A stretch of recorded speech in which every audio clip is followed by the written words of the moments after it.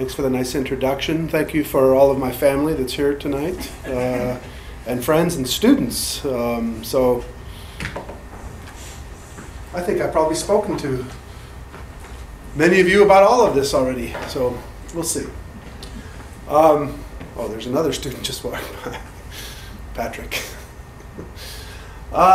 Here's an outline of what I'm going to talk about. Let's go back to the title here. Monitoring climate from space, challenges, opportunities, and last contributions. You know, Tom mentioned a couple of missions related to looking at the sun, called SOURCE and the Future TSIS, again, which launches next year.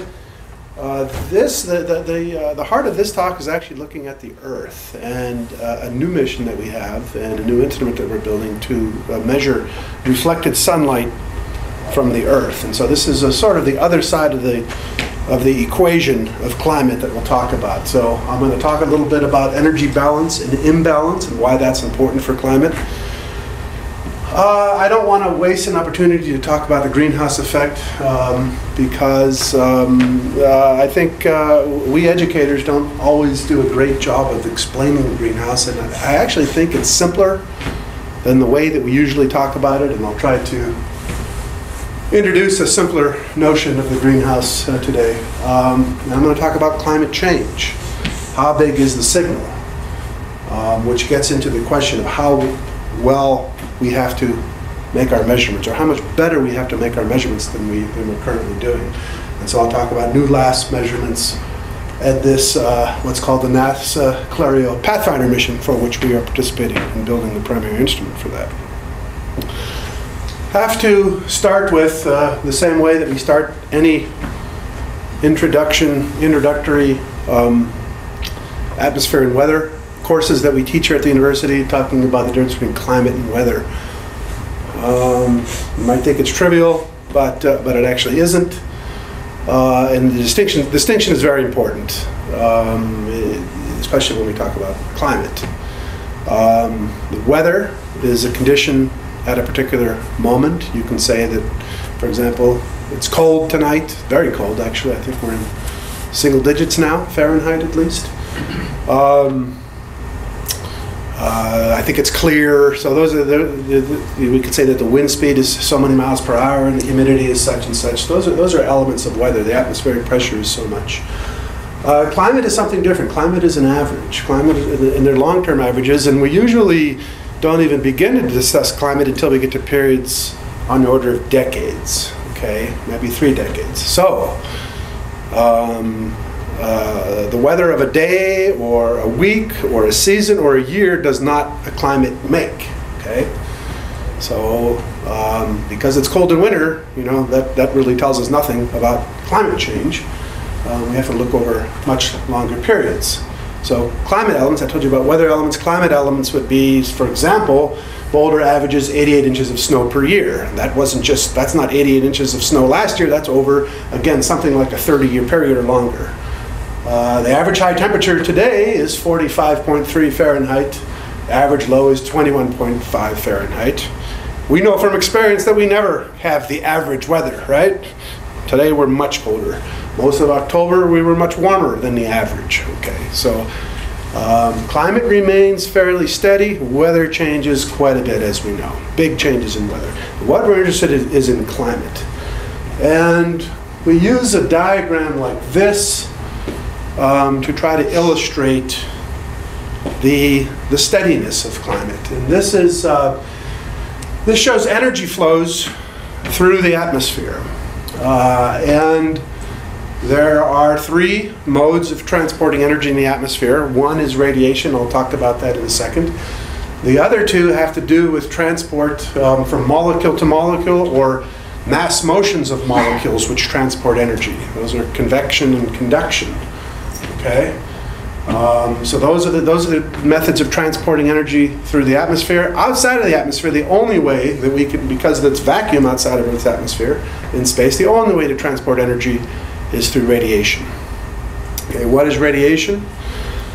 All matter radiates. Why is that? All matter is made up of charged particles, protons and electrons that are in motion. Moving charges produce electric and magnetic waves. Those waves carry energy. That energy is called radiation. In the visible, that's light that we can see, but there's all sorts of other wavelengths that I'll show you in a second here.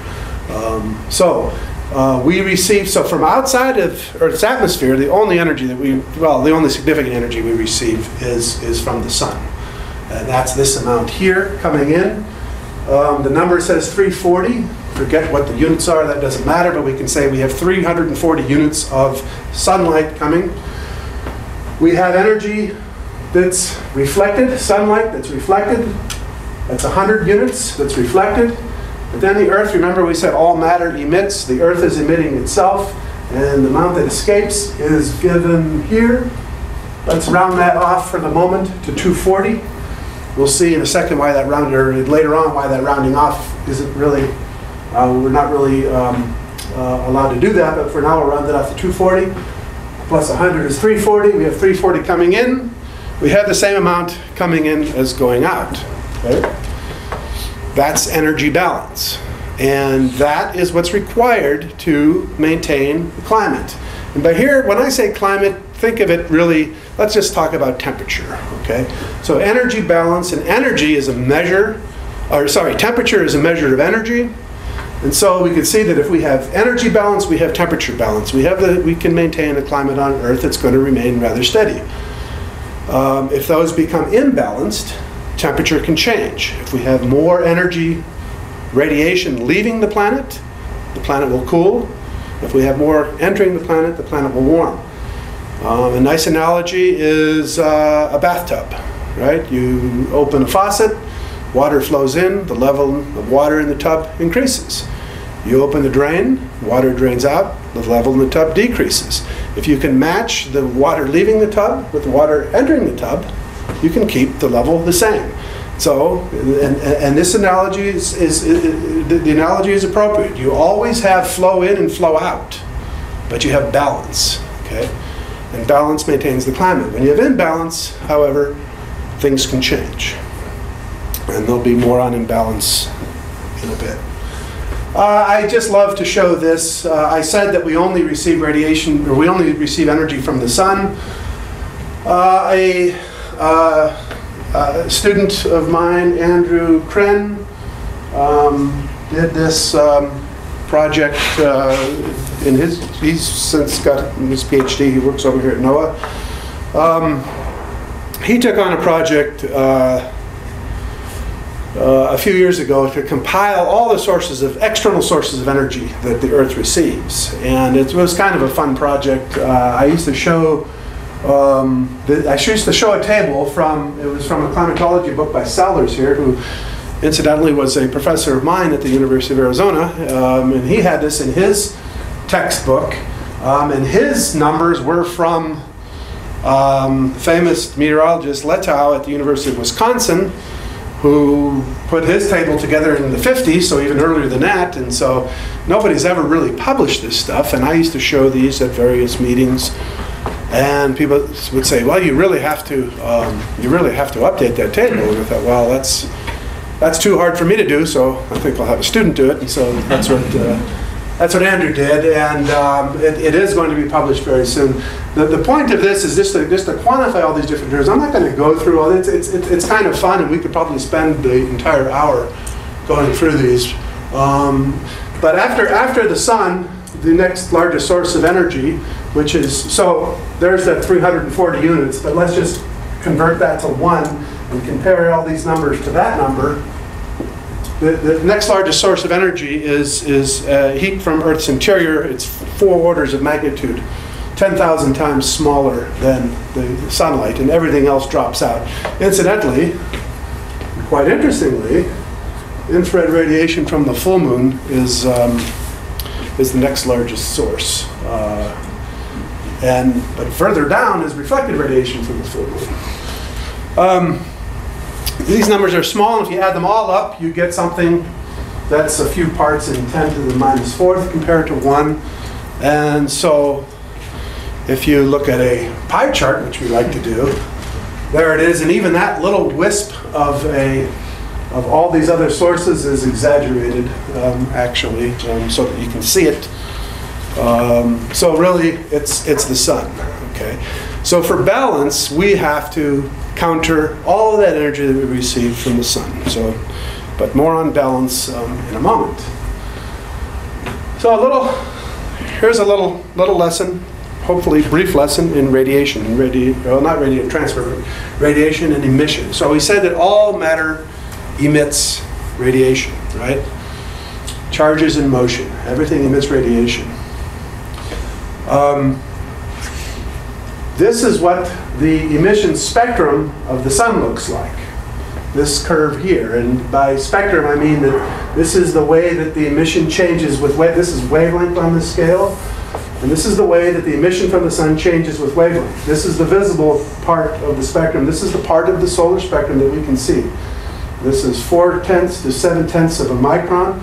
A micron is 1/millionth of a meter, and everybody knows a meter is about a yard, right? So 1/millionth of that is a wavelength of light, right? And then we have a break in the scale. Okay, so this is the solar. This is what we call the near infrared. This is the ultraviolet here. We can't see wavelengths shorter or longer, but there's plenty of radiation from the sun, shorter and longer than the visible. However, it does peak around the visible. Then we have a break, and then we go to longer wavelengths, and this is what we call the infrared part of the spectrum, 5 to 30 microns. And we have another curve. Okay, that's the emission from the Earth, and its temperature is closer to 300. These are Kelvin. I've converted Kelvins to Fahrenheits for you in other places, but subtract 273, multiply by 2, and add 32, and you can do that. I have some examples for you. Here's the thing, though. So, if these are perfect emitters, they will emit exactly like this. This is the most that these bodies will emit. We call these perfect emitters, are called black bodies. And this curve is actually identical. It scales identically with this. The only difference is that it's a smaller curve and the peak is moved. And the size of this curve, or the area under that curve, and the peak are related only to the temperature.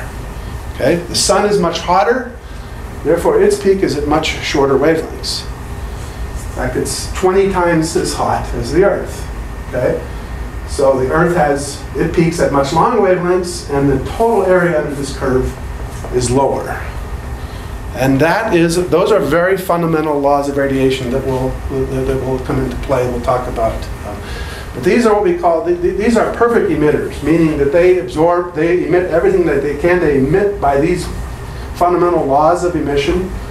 They also absorb all the light at these wavelengths. Okay, and this is why we call these perfect emitters black bodies. They truly will be black. Okay, so the Earth is emitting radiation. The atmosphere is also emitting radiation. Okay, the atmosphere is not a perfect emitter like the Earth's surface is. So the atmosphere, which is maybe just a little bit cooler than here, will also have an emission curve like this, but it'll have a lot of gaps in it. It won't emit perfectly across that spectrum. It will only emit from the particular gases that emit in the infrared. Most of the gases in the Earth's atmosphere do not emit in the infrared. For example, nitrogen and oxygen have almost no emission in this part of the spectrum. So the water emits radiation around here and out here. Carbon dioxide emits radiation around here. And in between those, there's gaps, okay? Which already leads you to the clue, talked about the greenhouse, is that if we can fill in some of those gaps, the atmosphere can emit a little bit better. Okay, so from that we'll talk about these 3 planets that we know and love, at last especially, and everywhere, especially for this one, right? We all know these planets. And I call this a Goldilocks tale. A Goldilocks tale about climate. Everybody know the Goldilocks story? Okay.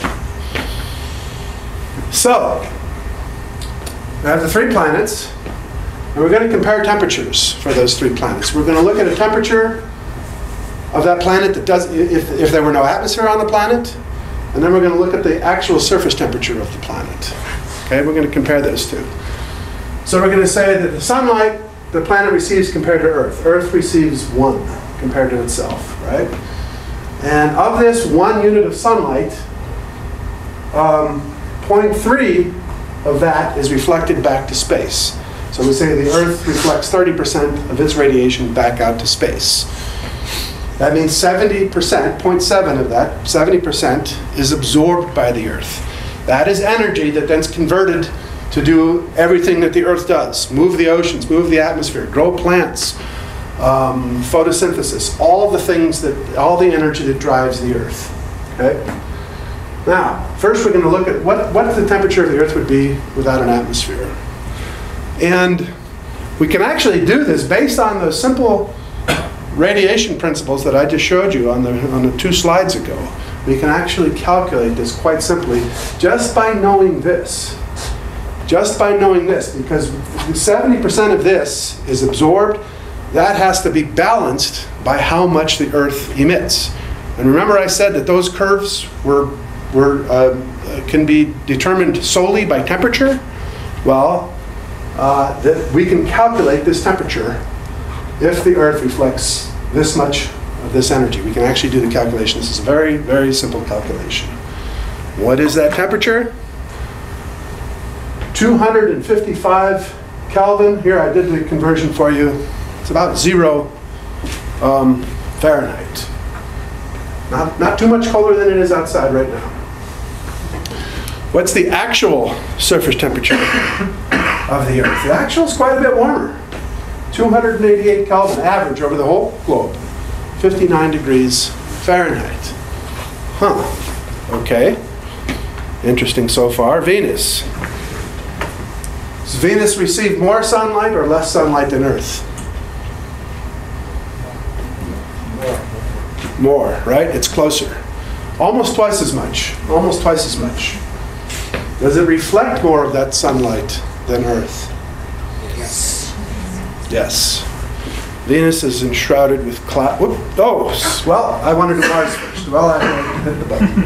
Okay, Mars is further away. Mars receives little less than half as much solar radiation as Earth. Venus reflects more. How about Mars? Reflects more or less than Earth?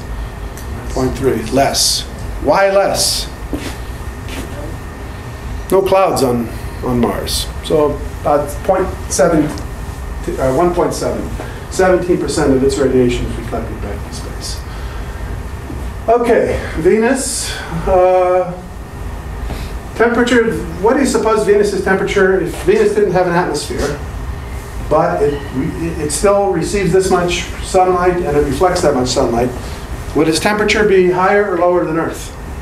Than Earth's temperature without an atmosphere? Anybody who didn't take my class, who is not my student, can answer this question. Lower.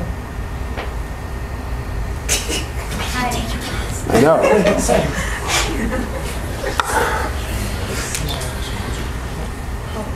Lower. Wow. 230. Even though it's closer, it's twice as much sunlight, 230. That's minus 45 Fahrenheit. Mars. Temperature without an atmosphere? Cooler. Also cooler.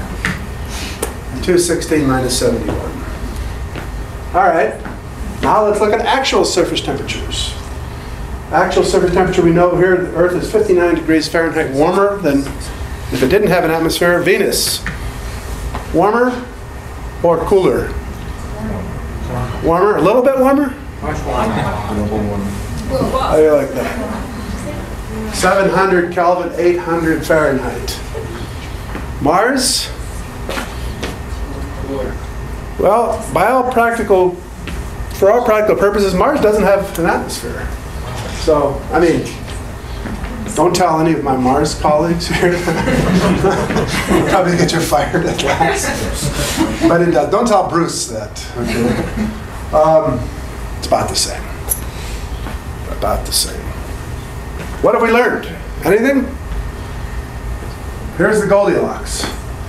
First, okay. Well, here's what I'm going to say. Here's what I'm going to contend.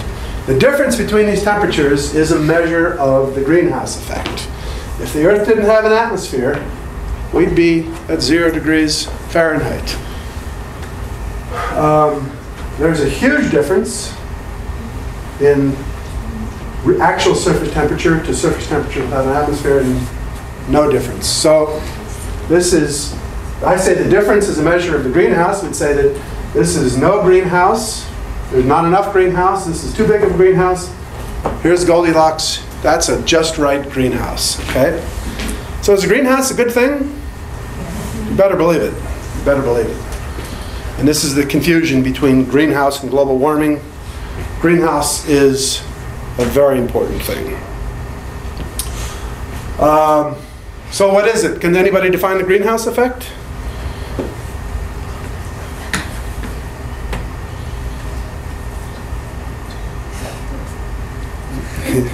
Yeah. It's when the solar radiation from the sun comes to Earth and it hits the Earth atmosphere. Part of the radiation gets trapped within Earth because the atmosphere contains gas that blocks it from escaping, and the rest goes out into space. Okay. And I'm not going to pick on you, but I'm really happy that you answered that way, because you gave a lot of the terminology that actually I think adds confusion to the way to a simpler description of the greenhouse. So before I actually give a simple definition, I will say what it isn't, okay? What it's not. And the first thing that it isn't is a greenhouse. Okay?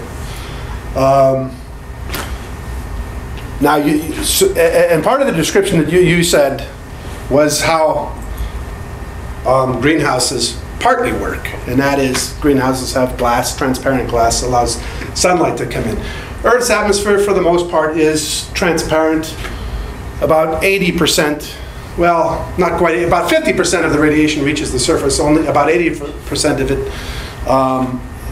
is scattered through the atmosphere. It's never absorbed.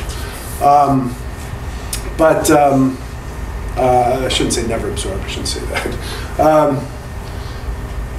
But the notion is that a greenhouse works by allowing sunlight in, and then the structure of the greenhouse, the glass, will absorb infrared radiation, emit infrared radiation. That's really not the whole story. Actually, the greenhouse works the same way your car works on a hot summer day when you leave the windows up. It might be 90 out, and your car is going to be about 115 Fahrenheit. And how do you fix that, by the way? How do you cool down your car, really? Or how do you never get it to 115? And since LASP has a lot of scientists, you'll see that a lot of the scientists will take action in the morning. What do they do to their car so it's not so hot? Reflector in the front of the windshield. That could work, but there's actually something more important, simpler. All you do is leave the windows down. Your car gets hot the same way that the greenhouse gets hot. You suppress convection. You suppress air motion that can transport energy outside of the car, outside of the greenhouse. The Earth doesn't work that way. So the Earth really isn't. So the greenhouse is not really an appropriate description of this process, why the surface is warmer in the presence of the atmosphere. So we call it the atmospheric greenhouse effect to make that distinction. For historic reasons, you can't really get rid of the term. So, but here's what it also doesn't do. The atmosphere does not trap heat, nor does it trap radiation. Radiation is absorbed, at which point it doesn't exist anymore. It's converted into other forms of energy. But the description of trapping is actually, I think, confuses the issue. The atmosphere does not re-radiate radiation. Again, re-radiation is not really a process. Again, once radiation is absorbed in the atmosphere, it ceases to exist, so it cannot be radiated again. The atmosphere does radiate. It radiates at wavelengths different from the wavelengths of light that is absorbed, because its temperature is different from the source of radiation that it received. Okay, so it doesn't re-radiate radiation that it hasn't trapped. because it's not trapped either. The atmosphere does not act like a blanket. Why does a blanket keep you warm? The same way the greenhouse works, really. The greenhouse actually is like a blanket. It suppresses convection. The atmosphere promotes convection. Okay? So, a blanket is a poor description. So here is the simplest, most direct definition that I like to use. The greenhouse effect: the surface of the Earth is warmer than it would be in the absence of an atmosphere because it receives radiative energy from two sources, the sun and the atmosphere. It's that simple, right? We just said matter radiates. We have a lot of matter above us in the atmosphere. We are receiving radiation from that atmosphere. We're receiving a lot of radiation right now from that atmosphere. We're not receiving any sunlight, but we are receiving energy, radiative energy, from the atmosphere. And that's it. And you really don't need anything else to describe it. How much of each of those? How much would you guess, and again, none of my students can answer this question, how much solar radiation do you suppose the Earth gets compared to infrared radiation from the atmosphere? Receive more radiation from the sun than the atmosphere, a lot more, about the same. Anybody guess?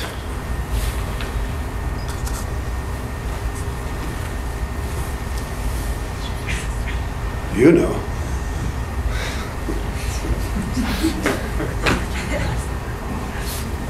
Somebody guess. A lot more from the sun. Very good. Let's look at some measurements first. So we have the instruments set up. These are a couple of instruments that were over at Duane Physics Building. They just moved out at the outside of our new. This is ATOC. That's our little emblem down there. Atmospheric and Oceanic Sciences at the SEEK building here. Scott Kittleman set these up. Two instruments, one that measures the infrared radiation, that's in the red here, and this black one is measuring the sunlight. And so, and this is a day in January of 2014, right? So first of all, I just said that we're always receiving radiation from the atmosphere. And the sun turns off. Well, the sun really doesn't turn off, but we turn away from the sun. So, especially in the winter, most of the day we're not getting any sunlight.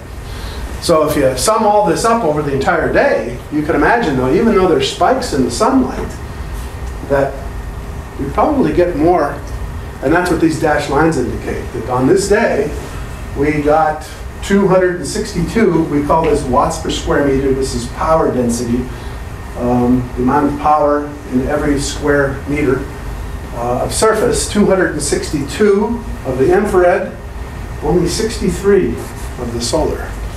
Only 63. So that's a lot more in one day. There's some interesting things going on here. You can see there's another element of the greenhouse, a very important element, and that's clouds. And you can see that here. These are anti-correlated, these two signals, with clouds. And I'll show you in a second why we know that it's cloud cover. But when the infrared goes down here, the solar goes up, goes back down, the infrared goes up. And the reason is that clouds are very, very efficient at emitting, much more efficient than the gases in the atmosphere. In fact, clouds are close to those perfect black bodies that I showed you before. This is another instrument that we have at Skywatch called a solometer, which measures cloud base. And so here on the same day, this is a different time scale. I'll show you where we were compared to that other figure in a second here. But this is low cloud, this is low cloud here. So pretty overcast and the break in between. So if you look here, you'll see these two overcast regions sandwiched around broken clouds. If we go back to here, that's essentially what we have here. There's the broken cloud. The infrared goes down, when the clouds go away, the sunlight goes way up. What does an entire year look like? And there you go, Stefan. Here's your credit. This was a class project in an undergraduate class to take a year's worth of data and to take daily averages, take those, derive those that one number from that full day of data, and then plot that entire year. And so the blue is the solar radiation, radiation from the sun. The red is the infrared radiation. And these are the averages. Over the entire year, we got an average of 190 watts per square meter of sunlight, 309 watts per square meter of infrared. Okay? Over 60% more infrared than we got. These big oscillations are due to clouds. Okay? And then we see by the seasons, things pretty much go as you expected. The summer, the solar and infrared are a lot closer, but in the winter and fall, they're quite a bit more radiation from the atmosphere. So the atmosphere is an important source of radiation, and it's an important source of energy for the surface, and essentially that is the greenhouse. So those are the numbers globally averaged. That chart that I showed you at the start of the talk actually had these numbers. You could have looked and cheated if you looked at those numbers. We actually get, that says globally we get about 80% more infrared radiation from the atmosphere than we do from the sun. Radiation from the sun. Boulder, at least for that year, it was a bit lower. It was 63% more infrared. But you can explain this pretty easily. Boulder's a pretty sunny place, right? So not a lot of clouds. Remember, clouds really enhance the infrared radiation, so this ratio is a little bit lower. Okay. So there's our definition of the greenhouse. It gets a little more complicated because now we want to talk about a changing greenhouse. And remember, I said that most of the gas in the atmosphere, nitrogen and oxygen, is transparent to infrared radiation. It also doesn't emit. There's a law which states that if gases absorb radiation, they'll also emit radiation at the same rate. It's essentially a conservation of energy principle. But there are what we call greenhouse gases or infrared active gases that absorb in the infrared, and they are responsible for the emission of the atmosphere. And those greenhouse gases are gases you've heard about: carbon dioxide, methane. The most important infrared gas is water vapor, and there's a bunch of other trace constituents. So these gases are responsible for the Earth's atmosphere emission. So can this greenhouse be strengthening? You bet it can be, and no doubt it is. There are uncertainties in climate science. There are uncertainties in climate change. But when we start from basic principles, there are certain things that we know for sure. One of them is that carbon dioxide has been increasing. And this is a 400,000 year record. This comes, and we did not have instruments on Mauna Loa measuring these. 400,000 years ago, this is derived by looking at ice cores. This is at the Vostok station in the Antarctic, but we can get pretty accurate readings of carbon dioxide, and things were oscillating fairly regularly here. But then, starting in the present epoch, around the time of the Industrial Revolution in the 18th century, we've seen this huge increase. So we were between about 180 and 280 parts per million of carbon dioxide in the atmosphere, parts per million. So 280 parts per million by volume of carbon dioxide molecules compared to all the other molecules in the atmosphere. We have just surpassed 400 parts per million. Okay, so we've increased the greenhouse gas and infrared active gas in the atmosphere. We have strengthened the greenhouse. These are things that we know for sure. The consequence of this is that this warms the lower atmosphere, increases evaporation rates, increases water vapor in the atmosphere, which amplifies the greenhouse even more.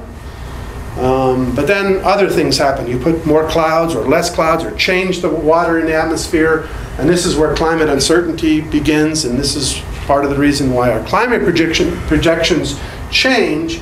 But these are things we know for sure, okay, that we have amplified the greenhouse effect.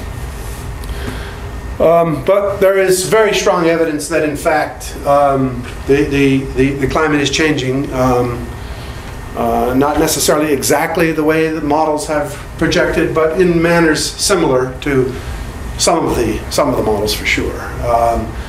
Something that is not necessarily my favorite variable to look at, something called the global mean temperature.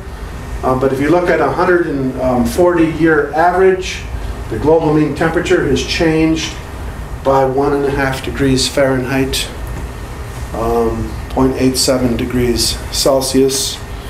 But there's other things, and as you well know, there's a lot of regional variability with temperature. But there's other things that are really strong indicators of climate change. Sea level rise. This is unmistakable. Sea levels have risen by 17 centimeters, almost 7 inches in the last century. So, 17 inches per centimeter, but just the last decade, it's about double. The rate is double that. So it's increasing. Coastal regions are in jeopardy. And this is a 20-year record of sea level rise, 80 millimeters, in just the last 20 years.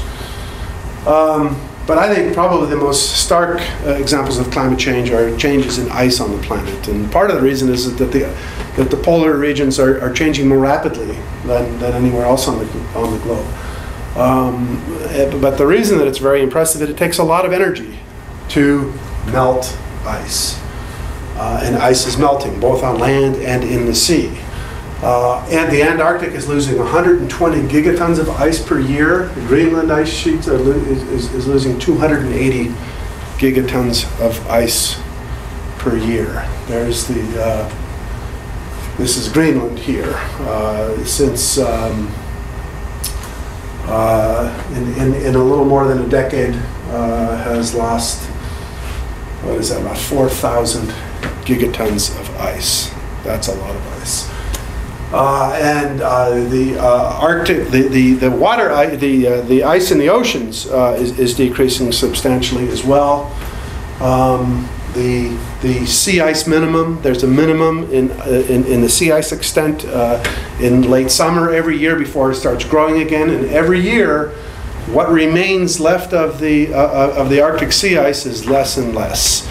Some projections say that in a little more than a decade, the Arctic oceans will be seasonally ice-free, meaning the ice will grow back, but it'll actually completely melt or nearly completely melt over the summer. I have a little movie to show here. Whoops, maybe. There we go.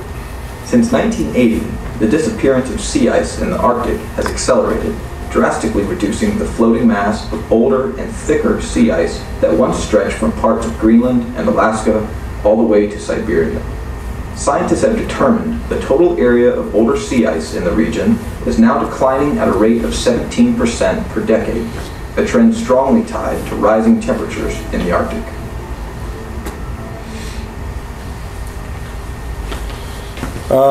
Over the last decade, I think 3 or 4 of the years have seen record lows. I don't know about this year. Was this year a record, Sebastian? Do you know anything? 2012 was certainly a record of sea ice minimum, but I don't know if this one was. Okay, so we're pretty sure that climate is changing. Are we measuring that? Are we actually tracking climate change from space? Surprisingly, we're not. And that's not an indictment of the tremendous work, the tremendous research that's been done by NASA and other international space agencies over the last 2 decades. But what we really measure from space right now are what we call climate processes. We can tell how much of the Earth is cloud covered and how thick those clouds are and how much sea ice, for example, there is on the planet and what is the composition of the atmosphere and things like that. But we don't really track how well it changes. Okay, and this might be a surprise to some. This shows the constellation of satellites known as the NASA Earth Observing System, and somewhere here, there is the last source spacecraft there. There are a few of these instruments that actually you would say that are making climate quality measurements, and that's actually one of them. We actually do measure the sun within climate quality constraints. We can actually see changes small enough that really matter for climate. But most of these others, again, we say they help us to understand climate processes, and we've learned a lot about the present climate. But we can't necessarily say, well, 1 decade ago, the average cloud thickness on the planet was this much, and this has changed by this much. We can't really do that with any sort of accuracy. Okay. So why do we need to improve our climate observing system? Okay. As you see the first bullet there, there's relatively little doubt the climate change is occurring, and in fact, we know we use the name climate deniers to describe people who deny that climate is changing. But I would say that climate deniers don't even deny that climate is changing; they deny maybe the source of change of climate. But even the harshest of skeptics are coming to accept that things are changing, and changing seemingly rapidly. So do we need to spend resources to observing the system? Maybe we need to use all those resources to just adapt to that change or mitigate the change. But we really can't do that. We really do need improved observations. Because of our ability to predict, because we're not able to really detect change from space, we can't really forecast the future very well with our climate models. And those uncertainties in climate change lead to bigger uncertainties in economic impacts of climate change. There's a lot of complicated factors that's well beyond the scope of this talk, but you can guess when we talk about things like rising sea level, melting sea ice, desertification of continents, things like that, there will be major economic impacts. So because we have large uncertainties in economic impacts, we can't really do cost-benefit analysis that tell us, hey, if we reduce emissions by this much, we can actually save this much in the future. We have uncertainties with this, and policymakers, until they see some certainty in these models, they're going to be reluctant to really do something of significance. Okay? Better observations will reduce those uncertainties, enable sound response strategies that will have significant economic impacts. By the middle of, whoops, I missed this by 100 years. By the middle of this century, and this should be 2050, it could cost as much as $500 billion a year to adapt to climate change. Okay? So we're talking about trillions of dollars of savings, but we need to get the right measurements up now. And what's the significant difference in the way we're doing? What improvements do we need to make in our climate observing system? And it's essentially accuracy. We don't make accurate enough measurements. So I said I was going to show you this again. There's a number here, and there's a number at the top there that shows an imbalance. Okay, that imbalance is a half or 6/10 of a watt per square meter. Remember, we had 340 coming in. We measure this from space. We're currently doing it with source. we're in another mission called Ducati. Hopefully by next year we'll be doing the thesis. We have other measurements that measure the reflected radiation and measure the emitted radiation. And so the question is, does what comes in, does that match what's going out? And we don't make, we make this measurement accurately enough. We don't make those, this measurements are very difficult. We don't make these accurately enough. But we can guess by the changing temperatures, by the changing climate, that there is about a ½ a watt per square meter imbalance. Okay? Now it's not enough to just say, well, we have to measure these within a ½ a watt per square meter, because we have to measure that difference at some accuracy. We'd probably like to measure that at a few percent. So it means measuring these numbers here on the order of 1/10% to even close to 100%. These are tremendous challenges. We're meeting it with this. We're on the road to meeting it with this, but that's the next step. And here's one for the thesis folks, John. I had to say something about the sun, but you know, I always like to say, you know, in this age. By the way, I didn't say, I showed that carbon dioxide was increasing. I really didn't say why. It's because of combustion of fossil fuels is the reason why. And so we think of this as the, you know, we call this anthropogenic climate change. Some people say, well, you know, why are we wasting time measuring the sun? One could argue, because this balance argument, that measuring the sun is more important than it ever has been. Okay? We need these numbers in exquisitely fine detail and accuracy, because these imbalances, it looks like a little bit, but that's what's causing all of the sea level rise. That's what's causing the change in sea ice and the loss of the glaciers. So, that we like to say, trying to understand Earth's climate without measuring the sun is like trying to balance a checkbook without knowing your income. You wouldn't try to do it. You can't do it. That's our income, is the sun. But the rest of the talk, the rest of the focus is going to be on here. So, how large are these signals? They're pretty small. They're only the signal. So this comes. This is, if you do want to look at this imbalance, that's a little more than 0.1%. It's maybe 0.2% of this, right, per year. So in a decade, it's a couple of percent. Okay.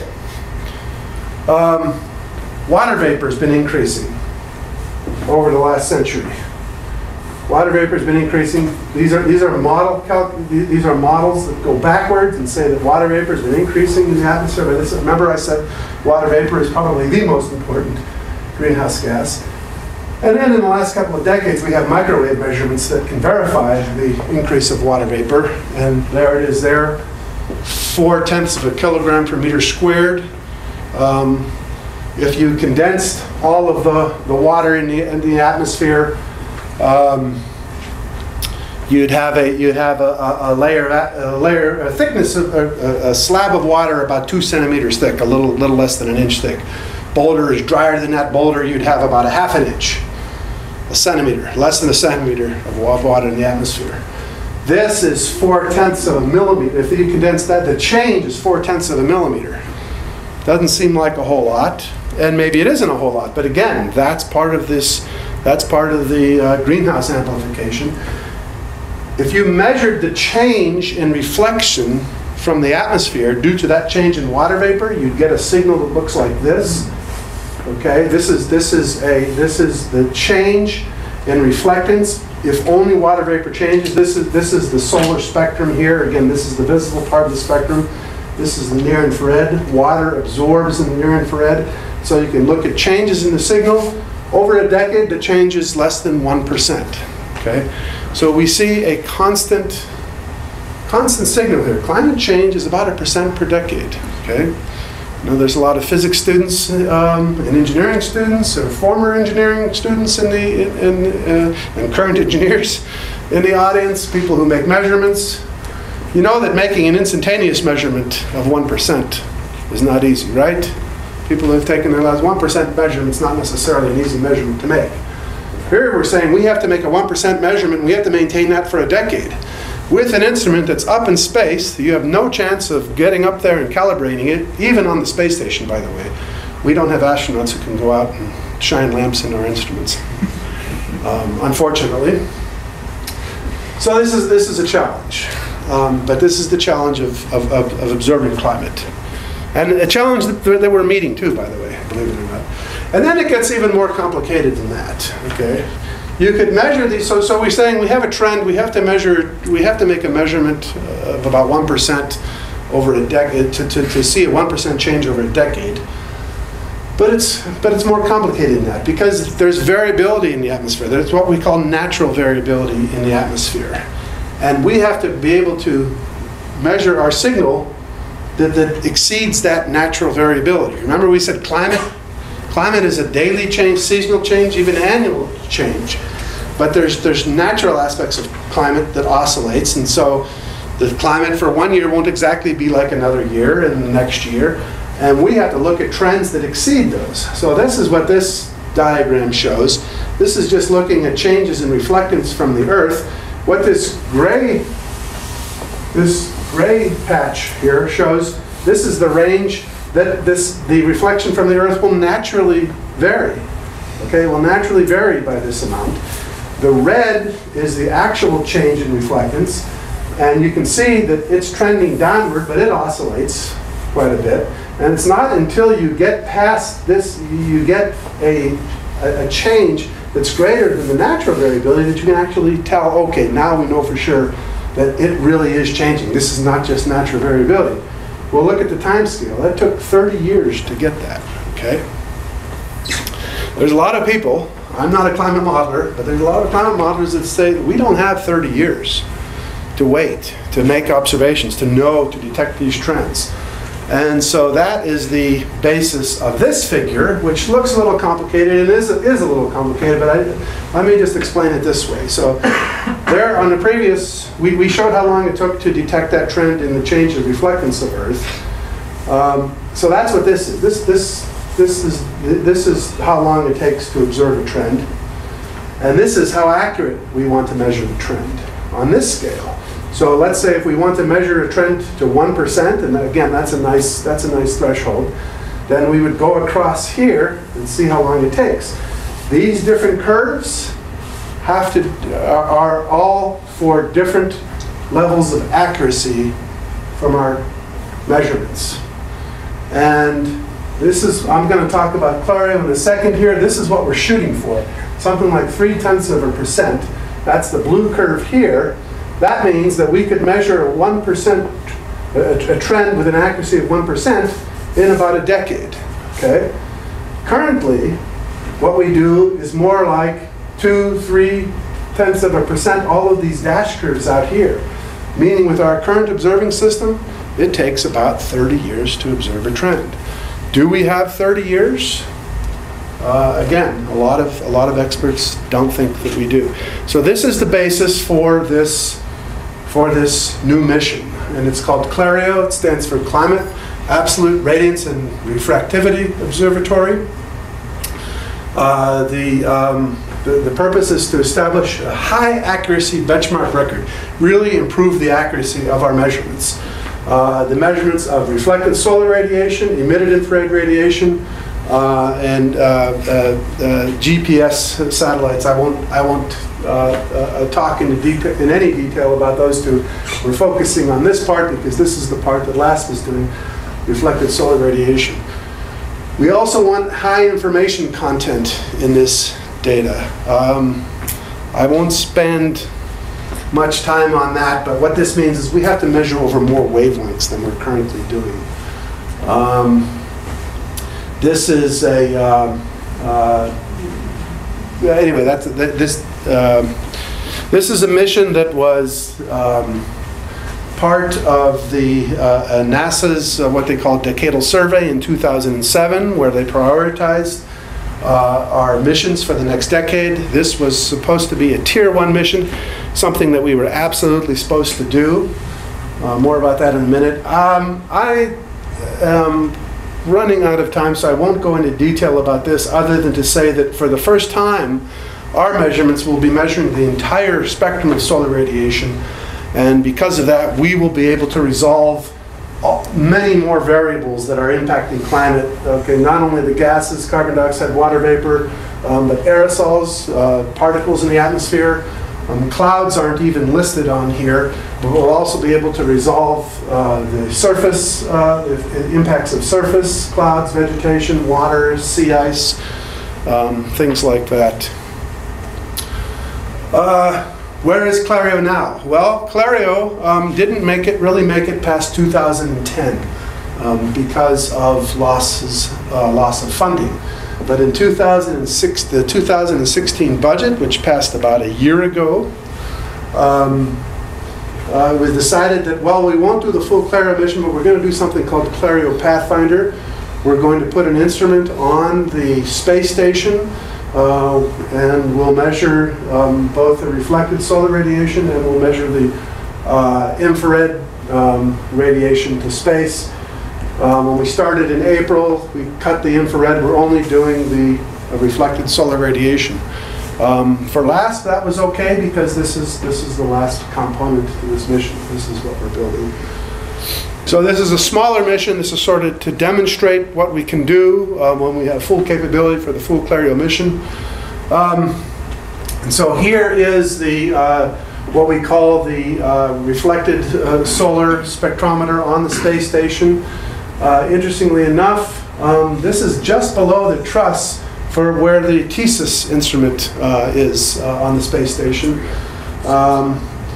This is ELC1, ELC3 is right above there. I have a little movie of this. And how do we make these improved measurements? How do we make measurements so much more accurately than we did before? The way we're going to do it is we're going to reference to the sun. Okay, here are reflectance spectra from the Earth. Okay, for about the largest we'll see is from a cloud. That's in the blue here. About the lowest reflectance we'll see is in the black over dark ocean. But we're going to reference the sun, which is like a very stable lamp source that we have access to as often as we need, and we can now reference these to this. This is stable. We can reference these to that. The only challenge is, and it's not a small challenge. This is 5 orders of magnitude, 100,000 times larger signal than these. Okay, so somehow we have to be able to measure the sun, reduce and attenuate the signal down to these levels. Okay, the primary way we do that is we look at the sun with a small aperture. We look at the Earth with a larger aperture. There's other ways that we actually implement to reduce the signal. This has already been tested. It's been tested in the laboratory and in the field on high altitude balloons. Greg Kopp was the lead on what we call an instrument incubator program.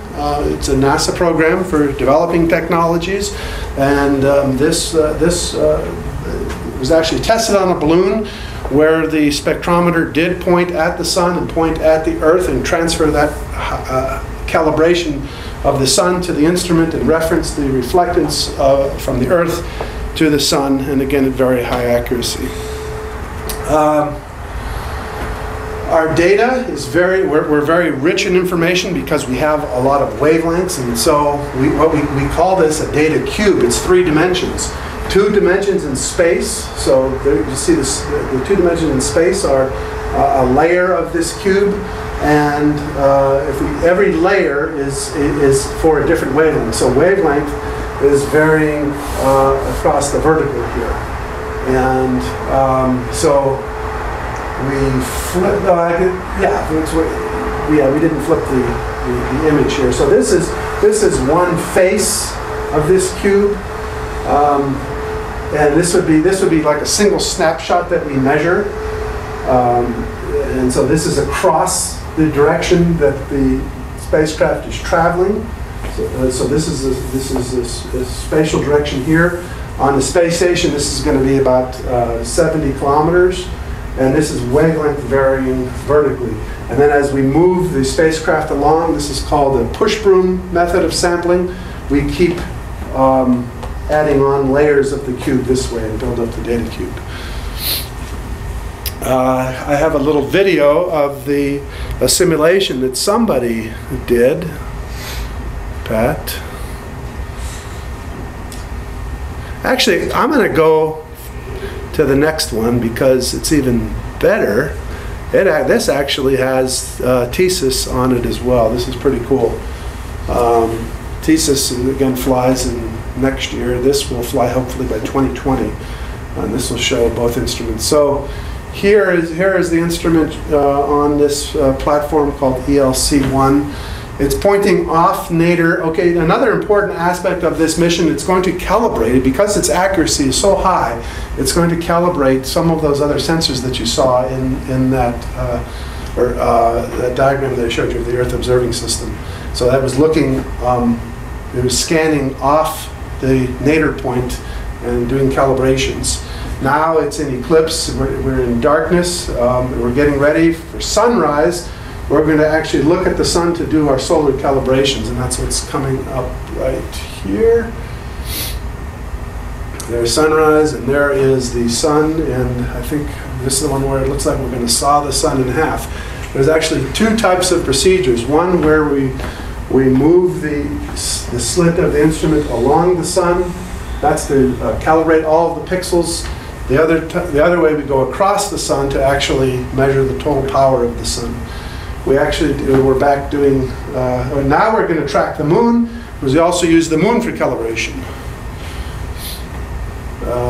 The moon is actually an excellent calibration source, and so we're scanning across the moon, and we're going to do a cross slit scan as well. Here, and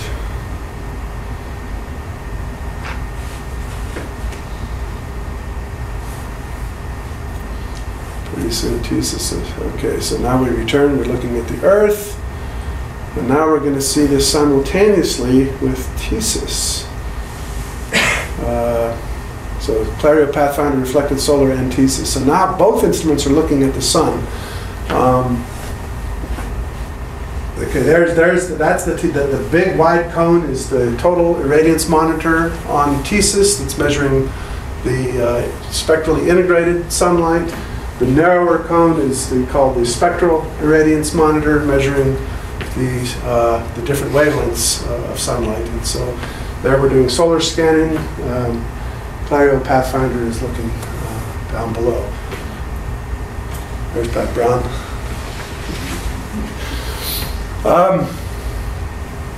I think I've gone way over time. I just wanted to summarize here. Climate trends, measuring climate trends are a challenge. Okay, they're small signals. We're not really monitoring climate trends from space right now. Hopefully we are. These are things that this type of improvement is really going to be vital as we as we approach the middle stages of this century.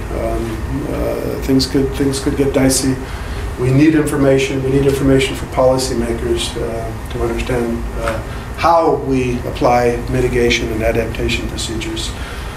Clario Pathfinder will attain this unprecedented accuracy by directly referencing the sun. We'll reduce uncertainties by about a factor of 10. We'll measure at hundreds of wavelengths versus a few wavelengths that we currently do.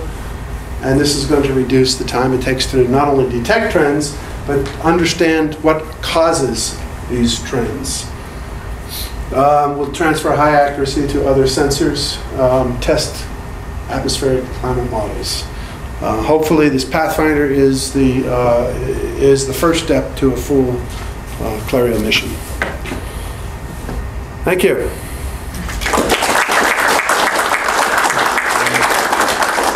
Sorry, but I've gone over and I've kept you 10 more minutes that you don't have to spend outside in the... Do you want to take some questions, Peter? Yes, I will take all the questions that you have. Yeah, you're next. Yeah. When does Pathfinder go up? We're currently scheduled for 2020, and I could give a cynical remark about what we would likely do now, but right now we're 2020, so we could project, right, John? I have a question about the albedo plot. So, is albedo based on, or that plot based on our current climate models? Yeah, those were those were model projections based on a certain amount, a certain scenario for greenhouse gas emission. Okay. And so how were those oscillations like found? Because I mean they varied quite a bit from each other. So like I don't know. I'm just curious how they were that precise. Let's see. Well, again, those are just that's just the natural variability, So that's natural variability riding on top of this decreasing trend here. And the reason, I would guess that the primary reason for this is probably loss of cryosphere, loss of ice, because the albedo is decreasing. But yeah, Dan Feldman runs, these are called observing system simulator experiments, where you take an instrument that simulates a measurement of albedo by looking at the Earth, and the Earth is the actual radiation from the Earth comes from simulations of a climate model, which in this case projects out to all of the 21st century. So, and I don't know exactly which one this is, but there's different scenarios. Yes, sir.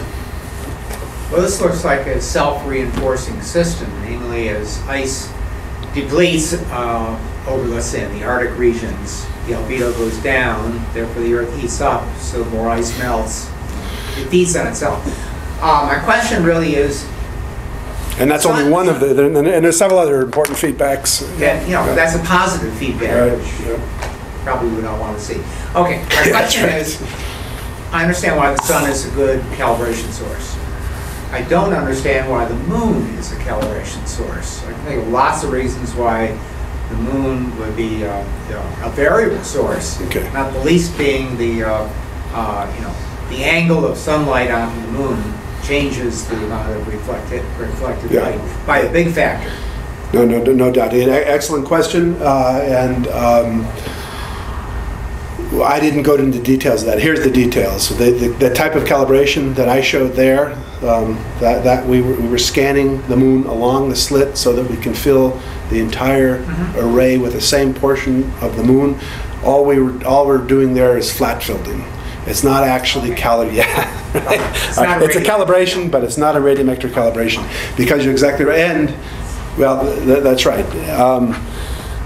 We have actually good relative calibrations for the moon. We do not have good absolute calibrations for the moon. Absolute, it's about 5% for a lot of the reasons that you said. And in fact, if we can go long enough, the hope is that we actually we won't radiometrically calibrate the instrument with the moon, but we will hopefully come closer to an absolute calibration of the moon with this. So if you notice, we also had a mode where we scan across the moon. That's actually to do the reflectance calibration of the moon, not vice versa. So that's a lower level objective of this mission. Good question. Yeah. We have a good handle on the contributions of each of the specific greenhouse gases you mentioned, their percent contribution to the total greenhouse effect. Is that something we need to improve as well? What's causing the most damage? Well, the problem is that water vapor is so highly variable, and water vapor, I'm glad you brought up feedback, and this is the reason for the biggest uncertainty, is water vapor, again, it plays in a number of, or water, I shouldn't say water vapor, water plays in a number of feedbacks. Water vapor is a pretty obvious feedback that you warm the surface, evaporate more, put more water in the atmosphere, you'll increase the emission due to water vapor.